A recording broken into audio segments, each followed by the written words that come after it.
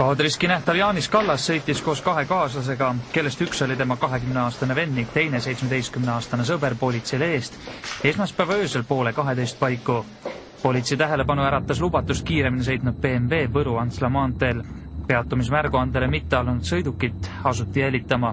Hirm oli nii suur. Aga mis te lootsite, et teie sõidate kiiremini ilma juhtimisõiguseta kui politseiga? Politsei leidis hiljem Kaadriski nähtava sõiduvahendi ühe Karja tänavamaja hoovist. Sõiduk teisaldati tasulisse parklasse ning politseinikud asusid otsima autost põgenenud seltskonda. Umbes tund aega hiljem seltskond ka leiti. Ületasin kiirust, märkasin, üle autopoolist jamasid, jäi lõpetamata. Läksin ära põgema kinni üle.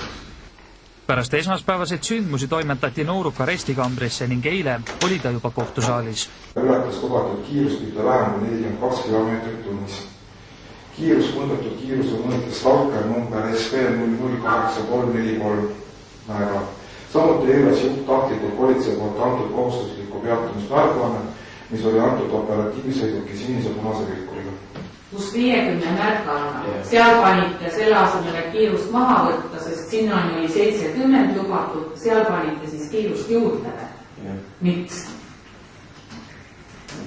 Algtas välja sulle. Siis ma küsiksin teie käest, et kas te tunnistate end süüdi nende tegude toimepanemist? Kõigis? Leian, et tema karistuseks võiks olla 2 nädalat. Aresti. Kohtuniku otsus oli aga järgmine. Karistuseks mõista karistusseadustik paragrahv 63 lõike 1 alusel 10 päeva aresti. Süüdi tunnistada Jaanis Kallas liiklusseaduse paragrahv 74 märgiga 30 lõike 1 järgi ja karistuseks mõista 2 päeva aresti. Langetatud otsus kuulus ka koheselt täitmisele ning Jaanist ootas arestimaja. Ei tahaks minna ette. Ei soovita teistele.